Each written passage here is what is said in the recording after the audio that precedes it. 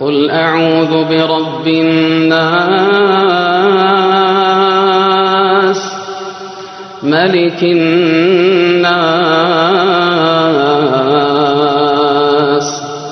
إله الناس من شر الوسواس الخناس الذي يوسوس في صدور الناس من الجنة والناس.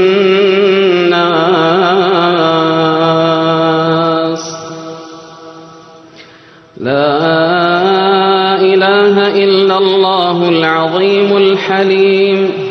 لا إله إلا الله رب العرش العظيم. لا إله إلا الله رب السماوات ورب الأرض ورب العرش الكريم. لا إله إلا الله قبل كل شيء. لا إله إلا الله بعد كل شيء. لا إله إلا الله يبقى ويفنى كل شيء. لا إله إلا الله بها نحيا. ولا إله إلا الله عليها نموت. ولا إله إلا الله بها نلقى الله. لا إله إلا الله وحده لا شريك له. له الملك وله الحمد وهو على كل شيء قدير. لا إله إلا الله وحده أنجز وعده ونصر عبده وهزم الأحزاب وحده. اللهم لك الحمد بما خلقتنا ولك الحمد بما رزقتنا ولك الحمد بما علمتنا ولك الحمد بما هديتنا. لك الحمد بالإسلام. لك الحمد بالإيمان. ولك الحمد بختم القرآن. ولك الحمد بختم القرآن. ولك الحمد بختم القرآن. ولك الحمد بأن بلغتنا آخر رمضان. لك الحمد بالمال والأهل والمعافاة. كبت عدونا وبسطت رزقنا وأظهرت أمننا وأحسنت معافاتنا. ومن كل ما سألناك أعطيتنا. اللهم لك الحمد على نعمك الكثيرة وآلائك الغفيرة. أهل أنت أن تحمد وأهل أنت أن تعبد. لك الحمد حمدا حمدا ولك الشكر شكرا شكرا. لك الحمد أولا. لك الحمد آخرا. لك الحمد ظاهرا. لك الحمد باطنا. لك الحمد كله وبيدك الخير كله وإليك يرجع الأمر كله علانيته وسره. لك الحمد السرمد حمدا لا يحصيه العدد ولا يقطعه الأمد. كما ينبغي لجلال وجهك وعظيم سلطانك أن تحمد. نحمدك بمحامدك كلها ما علمنا منها وما لم نعلم. سبحانك لا نحصي ثناء عليك أنت كما أثنيت على نفسك. اللهم إنا نشهدك ونشهد ملائكتك وجميع خلقك بأنك أنت الله لا إله إلا أنت، وأن محمدا عبدك ورسولك، وأن محمدا عبدك ورسولك. ونشهدك يا ربنا بأننا نحبك ونحب نبيك صلى الله عليه وسلم. اللهم إنا نشهدك بأنه قد بلغ الرسالة وأدى الأمانة ونصح الأمة وكشف الغمة. اللهم فاجزه عنا خير ما جزيت نبيا عن أمته. اللهم فاجزه عنا خير ما جزيت نبيا عن أمته. اللهم أمتنا على ملته واحشرنا في زمرته وارزقنا من حوضه شربة لا نظمأ بعدها أبدا، وارزقنا جواره في الفردوس الأعلى مع النبيين والصديقين والشهداء والصالحين وحسن أولئك رفيقا. اللهم إنا نسألك من خير ما سألك منه عبدك ورسولك محمد صلى الله عليه وسلم، ونعوذ بك من شر ما استعاذك منه عبدك ورسولك محمد صلى الله عليه وسلم. اللهم إنا نسألك من الخير كله عاجله وآجله ما علمنا منه وما لم نعلم، ونعوذ بك من الشر كله عاجله وآجله ما علمنا منه وما لم نعلم. اللهم آتنا في الدنيا حسنة وفي الآخرة حسنة وقنا عذاب النار. اللهم إنا عبيدك بنو عبيدك بنو إمائك نواصينا بيدك، عدل فينا قضاؤك ماض فينا حكمك.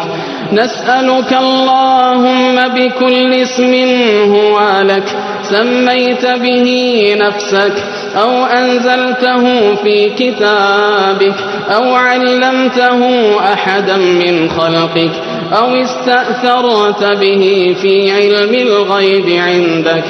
اللهم إنا نسألك أن تجعل القرآن العظيم ربيع قلوبنا ونور صدورنا وجلاء أحزاننا وذهاب همومنا وغمومنا وسابقنا ودليلنا إليك وإلى جناتك جنات النعيم. اللهم واجعلنا ممن يقرأ القرآن فيرقى، ولا تجعلنا ممن يقرأ القرآن فيشقى. اللهم واجعلنا ممن يقيم حروفه وحدوده، ولا تجعلنا ممن يقيم حروفه ولا يقيم حدوده. اللهم إنا نسألك أن ترزقنا من الفهم عن نبيك صلى الله عليه وسلم ما تبلغنا به درجة الصديقين والشهداء والصالحين، واحشرنا في زمرة العلماء العاملين عاملين. اللهم اجعل خير أعمارنا أواخرها، وخير أعمالنا خواتمها، وخير أيامنا يوم نلقاك وأنت راض عنا. اللهم لا تدع لنا ذنبا إلا غفرته، ولا هما إلا فرجته، ولا دينا إلا قضيته، ولا مبتلا إلا عافيته، ولا عسيرا إلا يسرته، ولا كربا إلا نفسته، ولا تائبا إلا قبلته، ولا ضالا إلا هديته، ولا ولدا إلا أصلحته، ولا عدوا إلا خذلته، ولا أيما إلا زوجته، ولا محروما من الذرية إلا ذرية صالحة رزقته، ولا مسحورا أو معيونا إلا شفيته، ولا مسافرا إلا بالسلامة إلى أهله رددته، ولا أسيرا إلا فككته، ولا حاجة من حوائج الدنيا والآخرة هي لك رضا ولنا فيها صلاح إلا وعنتنا على قضائها. اللهم اغفر لآبائنا وأمهاتنا، اللهم اغفر لآبائنا وأمهاتنا. اللهم من كان منهم حيا فمتعه بالصحة والعافية، اللهم من كان منهم حيا فأطل عمره وأحسن عمله واختم له بخاتمة الإحسان. اللهم وارزقنا برهم أحياء وأمواتا. اللهم من كان منهم ميتا فأنزل على قبره شآبيب الرحمات. اللهم وافسح له في قبره، اللهم واجمعنا به في الفردوس الأعلى وأنت راض عنا. اللهم اغفر للمؤمنين والمؤمنات والمسلمين والمسلمات الأحياء منهم والأموات. اللهم اغفر لموتى المسلمين. اللهم وارحمنا إذا صرنا إلى ما صاروا إليه تحت الجنادل والتراب وحدنا. اللهم واجعل قبورنا بعد فراقنا للدنيا من خير منازلنا، وافسح لنا فيها ضيق ملاحدنا، وارحم في موقف العرض عليك ذل مقامنا برحمتك يا أرحم الراحمين. سبحان الذي تعطف بالعز وقال به، سبحان الذي لا ينبغي التسبيح إلا له، سبحان ذي الفضل والنعم، سبحان ذي المجد والكرم، سبحان ذي الجلال والإكرام، سبحان من عز فارتفع وذل كل شيء لعظمته وخضع. سبحان الله عدد خلقه ورضا نفسه وزنة عرشه ومداد كلماته. سبحان الله وبحمده، لا قوة إلا بالله. ما شاء الله كان وما لم يشأ لم يكن. سبحانه لا يزول ولا يفنى، له الأسماء الحسنى والصفات العلى. الملك ملكه والأمر أمره والخلق خلقه والعبيد عبيده والملائكة من خشيته مشفقون والرسل من هيبته مطرقون وله من في السماوات والأرض كل له قانتون الله أكبر كبيرا والحمد لله كثيرا والحمد لله كثيرا وسبحان الله بكرة وأصيلا لبيك وسعديك لبيك وسعديك والخير كله بين يديك والشر ليس إليك إلهنا وربنا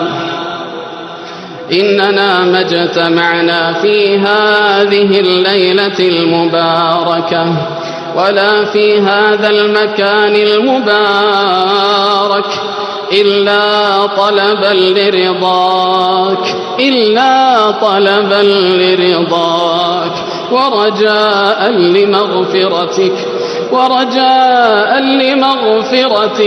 ورجاء لمغفرتك وعفوك ورحمتك اللهم إنك ترى مكاننا وتعلم سرنا وعلانيتنا لا يخفى عليك شيء من أمرنا نحن الفقراء بين يديك نحن المقرون المعترفون بذنوبنا ندعوك دعاء المسكين دعاء من خضعت لك رقبته وفاضت لك عيناه وذل لك جسمه يا فرجنا إذا أغلقت الأبواب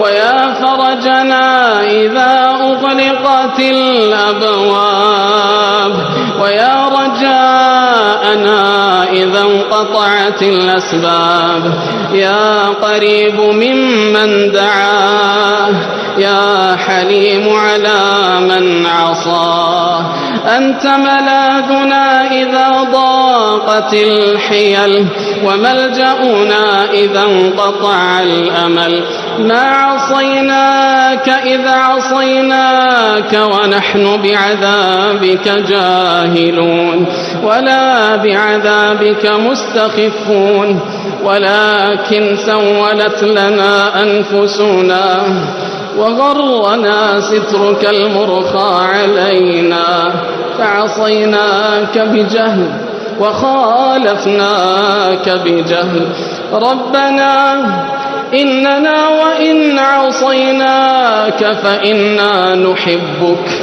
ربنا إننا وإن عصيناك فإنا نحبك ربنا إننا وإن عصيناك فإنا نحبك ونخاف عذابك ونخشى غضبك ها نحن ببابك واقفون ولثوابك مؤملون هذه نواصينا الخاطئة بين يديك ها نحن في الثلث الأخير من الليل الذي تتنزل فيه سبحانك وتقول هل من تائب فأتوب عليه هل من سائل فأعطيه هل من داع فأستجيب له هل من مستغفر فأغفر له هذه نواصينا الخاطئة بين يديك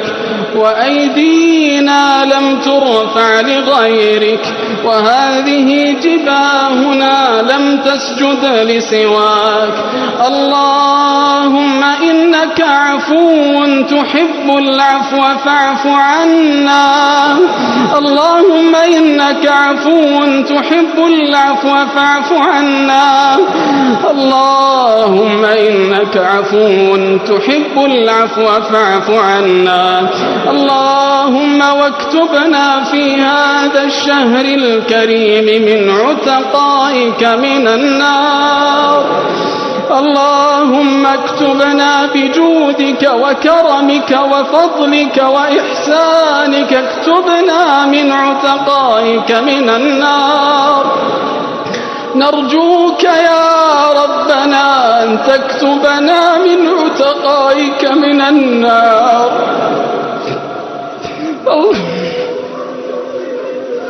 اللهم لا تشوي خلقنا بالنار. اللهم بشرنا بروح وريحان ورب راض غير غضبان. اللهم اعتقنا واعتق رقابنا ورقاب والدينا من النار. اللهم اغفر لنا ذنوبنا كلها، دقها وجلها، ظاهرها وباطنها، علانيتها وسرها. أسألك باسمك الأعظم الذي إذا دعيت به أجبت، وإذا سئلت به أعطيت. نسألك بوجهك الكريم الفردوس الأعلى. اللهم إنا نسألك بوجهك الكريم الفردوس الأعلى. اللهم إنا نسألك الجنة، نسألك رضاك والجنة، ونعوذ بك من سخطك ومن النار. اللهم إن كانت هذه هي ليلة القدر، اللهم فلا تحرمنا أجرها. اللهم واكتبنا ممن قامها إيمانا واحتسابا. اللهم واكتبنا ممن صام رمضان وقامه إيمانا واحتسابا. اللهم تقبل منا الصيام والقيام، تجاوز عما تخرق من المعاصي والآثام. اللهم إنا نعوذ بوجهك الكريم الذي أشرقت له الظلمات صلح عليه أمر الدنيا والآخرة، نعوذ بك أن يحل بنا غضبك أو ينزل بنا سخطك. إن لم يكن بك علينا غضب فلا نبالي، إن لم يكن بك علينا غضب فلا نبالي. لك العتبى حتى ترضى، ولك العتبى إذا رضيت، ولك الحمد بعد الرضا. ولا حول ولا قوة إلا بك. إلهنا وربنا، عز جارك وجل ثناؤك وتقدست أسماؤك، ولا يرد أمرك ولا يهزم جندك. سبحانك اللهم وبحمدك. اللهم أعز الإسلام والمسلمين، اللهم أعز الإسلام والمسلمين، وأذل الشرك والمشركين، ودمر أعداءك أعداء الدين. اللهم اكشف الغمة عن هذه الأمة، واجمع قلوبها على الكتاب والسنة يا ذا الفضل والمنة. اللهم إنا نسألك أن تنصر دينك وكتابك وسنة نبيك صلى الله عليه وسلم. إلهنا وربنا، إلى من نشتكي وأنت العليم القادر؟ أم بمن نستنصر وأنت الولي الناصر؟ أم بمن نستغيث وأنت الولي القاهر؟ يا من هو الأول والآخر. اللهم إنه قد حل بإخواننا المستضعفين في سوريا وفي بورما وفي فلسطين وفي أثيوبيا وفي بعض ديار المسلمين، قد حل بهم من الضيق والضنك واللأواء ما لا يشكى إلا إليك. اللهم إنك تعلم من حالهم ما لم نعلم، وترى من أنينهم ما لا نرى، وتسمع من شكواهم ما لم نسمع، وتعلم من حالهم ما لم نعلم. اللهم إنك قلت وقولك الحق، ألا إن نصر الله قريب. اللهم إنا نسألك لهم فرجا عاجلا ونصرا قريبا. اللهم فك حصارهم واحقن دماءهم وفك أسراهم وداو جرحاهم وارحم موتاهم واقبل شهداءهم. اللهم وأنزل عليهم من النصر والتمكين أضعاف ما نزل عليهم من البلاء. اللهم وأنزل عليهم من بركات هذا الشهر يا كريم. اللهم وأقر عيوننا وعيون الموحدين بنصر إخواننا في سوريا وفي كل مكان. اللهم يا ناصر المظلومين ويا قاهر المتجبرين، اللهم اهزم بشار وأعوانه. اللهم اهزم بشار وأعوانه. اللهم اقتلهم بددا واحصهم عددا ولا تغادر منهم أحدا. اللهم وعليك بهم فإنهم لا يعجزونك. اللهم فرق جمعهم وخالف بين كلمتهم وخالف بين قلوبهم. اللهم وألق الرعب في قلوبهم. اللهم وارنا فيهم يوما أسودا كيوم فرعون وهامان وأمية بن خلف. اللهم اجعل أمرهم في سفال وأمرهم في وبال. اللهم وانقذ المسجد الأقصى من اليهود الغاصبين واجعله شامخا عزيزا إلى يوم الدين. اللهم وارزقنا صلاة فيه قبل الممات يا رب الأرض والسماوات. اللهم وألبس بلاد المسلمين بلاد الأمن. اللهم وألبس بلادنا وبلاد المسلمين لباس الأمن والإيمان، ووفق المسلمين في كل مكان لتطبيق شرعك واتباع سنة نبيك صلى الله عليه وسلم. اللهم واكف المسلمين شر التنازع والشقاق والفرقان. اللهم وأبرم لهذه الأمة أمرا رشدا.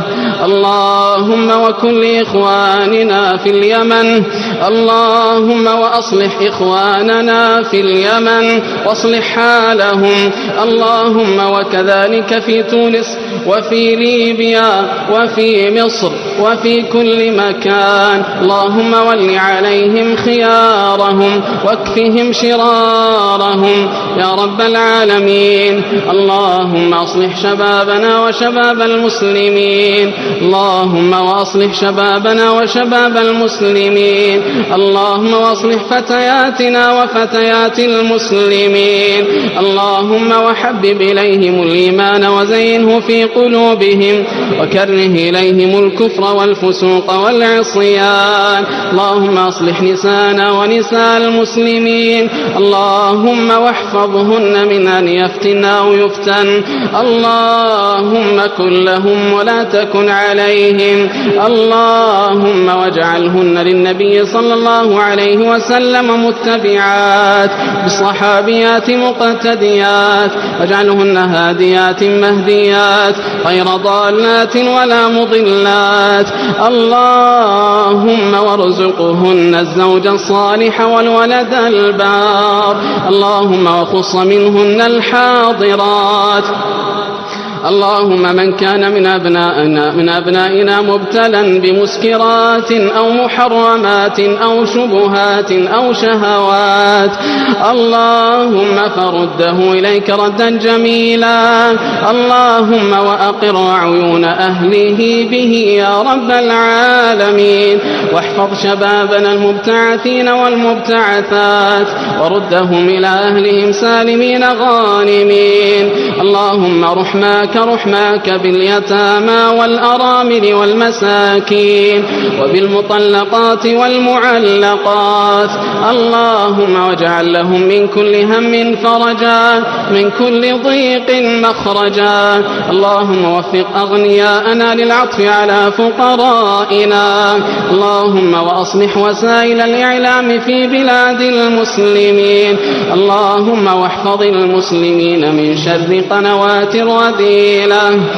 اللهم وأدم الأمن والإيمان على بلاد الحرمين اللهم من أرادنا وأراد بلادنا وإسلامنا وأنفسنا بسوء اللهم فاشغله في نفسه واجعل كيده تدميره وأرنا فيه عجائب قدرتك اللهم احفظ على هذه البلاد عقيدتها وطمأنينتها ورخاءها واستقرارها وقيادتها اللهم وفق ولي أمرنا بتوفيقك وأيده بتأييدك اللهم واجزه عنا وعن المسلمين خير الجزاء برحمتك يا أرحم الراحمين اللهم ارحم من بنى هذا الجامع وارحم زوجه اللهم وارفع درجتهم في عليين واخلفهم في عقبهم في الغابرين اللهم اكتب أجر كل من عمل في هذا الجامع من مشرفين ومشرفات عاملين وعاملات اللهم وسع لهم في أرزاقهم وبارك لهم في ذرياتهم وارزقهم من حيث لا يحتسبون اللهم اكتب أجر كل من بذل أو قدم شيئا لخدمة المصلين والمصليات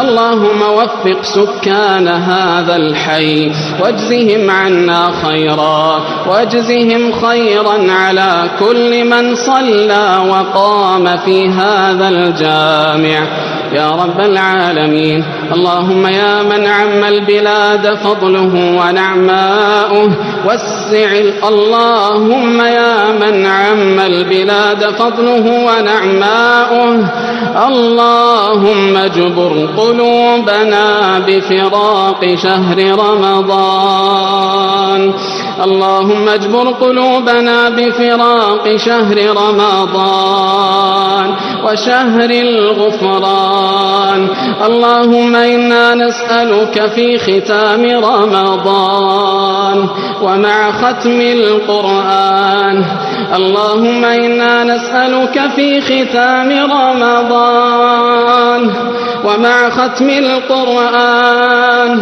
نسألك العفو والغفران والعتق من النيران اللهم وعد رمضان علينا أعواما عديدة أزمنة مديدة اللهم وعده علينا ونحن في خير وصحة وعافية ونصر للإسلام والمسلمين اللهم إن كان في سابق علمك أن تجمعنا في مثل هذا الشهر فبارك لنا فيه وإن قضيت بقطع آجالنا وما يحول بيننا وبينه اللهم فاحسن الخلافة على باقينا وأوسع الرحمة على ماضينا واجعل الموعد جنات النعيم اللهم إنك قلت وقولك الحق وإذا سألك عبادي عني فإني قريب أجيب دعوة الداعي إذا دعان اللهم دعوناك كما أمرتنا فاستجب لنا كما وعدتنا. اللهم ما سألناك من خير فأعطنا، وما لم نسألك فابتدئنا، وما قصرت عنه آمالنا من الخيرات فبلغنا إياه، فأنت حسبنا ونعم الوكيل. اللهم تقبل منا إنك أنت السميع العليم، واغفر لنا إنك أنت الغفور الرحيم، تب علينا إنك أنت التواب الرحيم. سبحان ربك رب العزة عما يصفون، وسلام على المرسلين، والحمد لله رب العالمين. وصل اللهم وسلم وبارك على نبينا محمد وعلى آله وصحبه أجمعين.